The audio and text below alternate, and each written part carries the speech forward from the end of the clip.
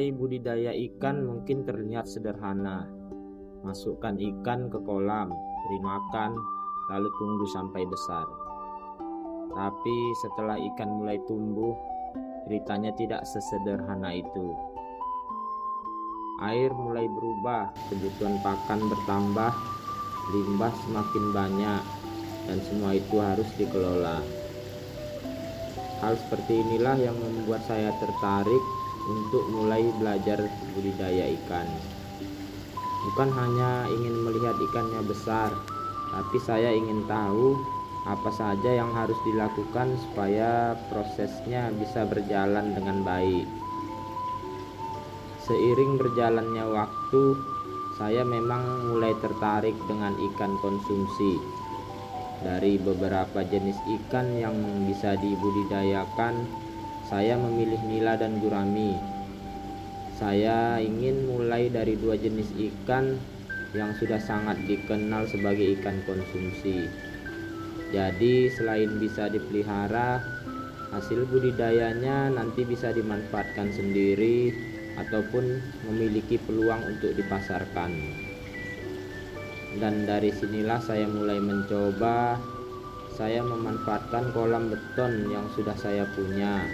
Kolam ini sebelumnya saya gunakan untuk memelihara koi, dan sekarang saya mencoba menggunakannya untuk nila dan gurami.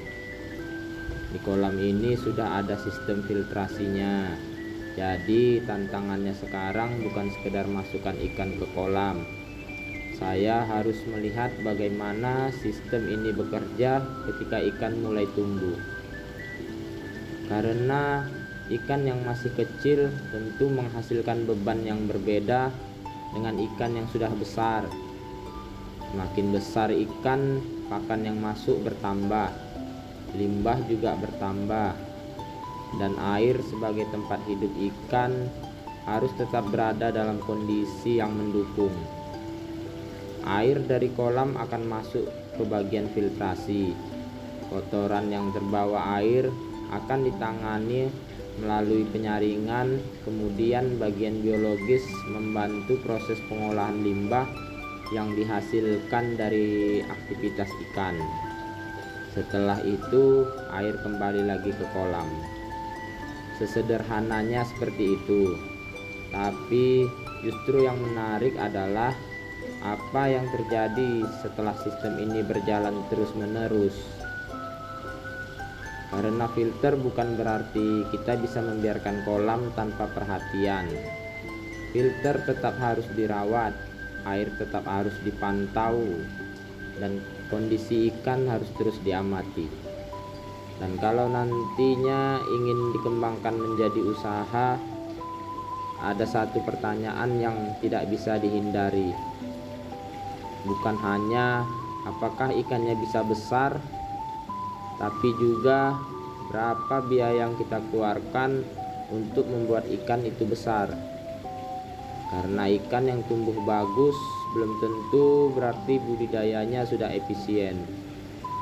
Kita tetap perlu melihat jumlah pakan, lama pemeliharaan, jumlah ikan yang bertahan sampai panen, dan hasil yang kita dapatkan. Dari sanalah baru kita bisa menilai apakah cara yang kita gunakan sudah cukup baik atau masih perlu diperbaiki. Itulah yang ingin saya jalani di kolam ini. Saya tidak ingin membuat seolah-olah semuanya sudah sempurna. Saya juga tidak ingin mengatakan bahwa cara ini adalah cara terbaik. Jadi kalau nanti ada bagian yang berhasil, kita bisa lihat apa yang membuatnya berhasil.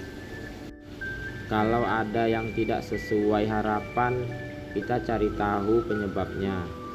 Karena kondisi nyata di kolam seringkali memberikan pelajaran yang tidak kita dapat hanya dari teori. Kedepannya saya akan mengikuti perkembangan ikan dari waktu ke waktu. Bukan hanya saat ikannya sudah besar, tapi juga apa yang terjadi selama prosesnya. Bagaimana pertumbuhannya, bagaimana pakannya, bagaimana kondisi airnya, bagaimana filter bekerja ketika ikan semakin besar, dan pada akhirnya berapa biaya yang benar-benar kita keluarkan sampai waktunya panen. Dari situ saya ingin melihat sendiri sejauh mana sistem ini bisa berjalan dan apa saja yang harus diperbaiki. Saya hanya ingin memulai dari apa yang ada, menjalankan prosesnya dengan baik, lalu belajar dari hasil yang benar-benar terjadi. Karena semakin saya pelajari, saya semakin paham bahwa budidaya bukan sekedar membuat ikan tumbuh. Ada air yang harus dijaga, ada limbah yang harus dikelola, ada pertumbuhan yang harus dipantau, dan ada biaya yang pada akhirnya harus dihitung. Semua saling berhubungan. Kita tidak cukup hanya mengejar hasil. Kita harus memahami proses yang membawanya sampai ke sana.